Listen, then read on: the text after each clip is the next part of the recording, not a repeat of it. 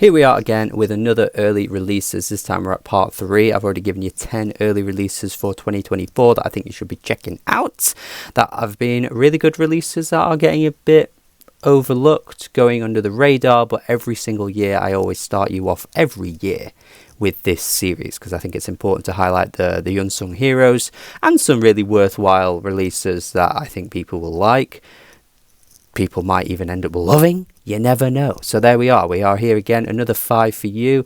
Let's just crack on with it. Let's start with Uori and Akel is how I think you say it. This is a really strong EP already. One that I'm thinking may end up on my year-end list by the end of the year. That's how good we're talking here. It's a split EP. Both bands kind of, go back and forth with a few tracks of their own, and it all works really nicely together on this EP. It's really seamless. It flows really well. It's only like 18 minutes or whatever, and the tracks are really strong, particularly the first track, Radiation Cooling, which I think is really overwrought and anthemic, particularly on the chorus. But yeah, it's just got some really nice Midwest emo vibes coming from the Japanese world of music. So yeah, really strong stuff here. I think there's a lot of people that would like this, particularly if you like that kind of indie rock emo stuff, because this has got it in spades. Want to mention Connie next as well. Just an album that's off the rails at times, is bombastic, in your face, really over the top in places as well, but absolutely fun and enjoyable to listen to at the same time.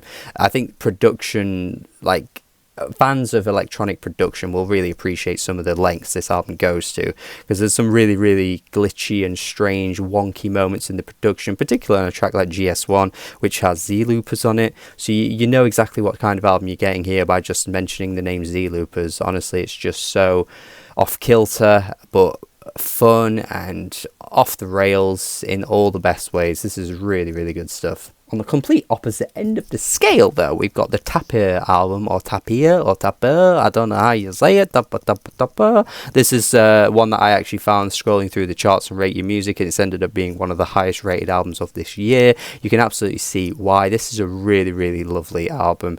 The second track is one that just tingles me in all the right places. It feels like so out of nowhere that this has just ended up popping up. I'm not entirely sure how big of a fan base this artist has, but I hadn't really heard much about them before. But this is some really lovely indie folk. You cannot go wrong with this. I think when it's done this well, and the vocals are really nice, the instrumentation is delicate, it's really hard for me to not enjoy.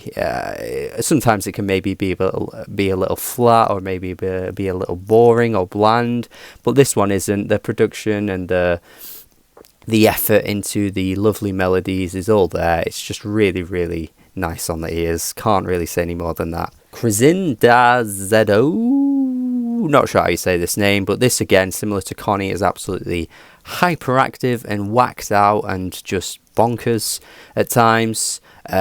You've got some really interesting production elements coming through here, some really off the wall moments, but also some kind of more restrained moments too, and you can kind of feel the tracks kind of bubbling at times, where they kind of feel like they just want to break out and explode. But yeah, some of the vocals, some of the production really reminds me of an artist like Linda Quebrada, who is this kind of hyperactive hip-hop artist that really plays around with their production style, and this album feels similar to that as well. So yeah, definitely again, for someone that's wanting something a bit more jarring, a bit more experimental, absolutely give this one a listen.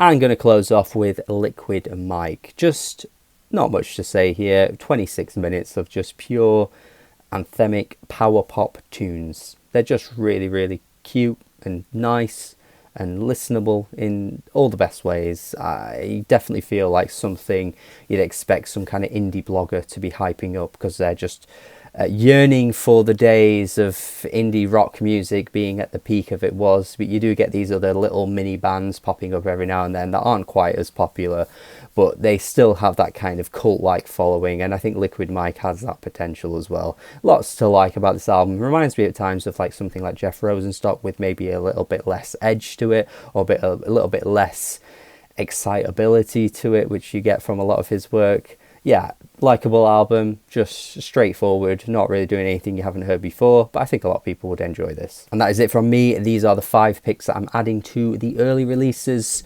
picks for 2024. Giving you 15 now. This is 15 and we're only at the beginning of February. Can you believe that, my friends? Well, sure, there'll be more to come. If there's anything that you want me to check out in the comments, please let me know and I might add it to one of these videos. If there's anything that you just think I'm going to love and I need to review ASAP, please let me know as well. Absolutely on board with any suggestions as always. If you like the video, please like it, share it around, subscribe as well. That would be really helpful to see this channel grow even more. And then if you're feeling really generous, check out my Patreon as well and maybe support me over on there and get some extra perks like shout outs or being part of the Discord server too.